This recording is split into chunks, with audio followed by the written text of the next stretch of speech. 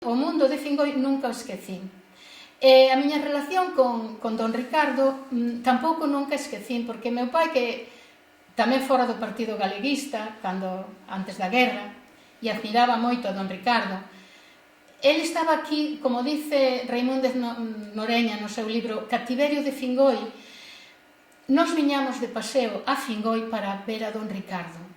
Supoño que meu pai para esas cosas non daba moitas explicacións, pero o que eu sobreentendo moito é que este home está ali e que non este encerrado tamén o domingo. Entón, eles falaban, saíamos, fíxate, o sea, que eu viña a clase pola semana e o domingo meu pai nos traía de paseo a ver a don Ricardo.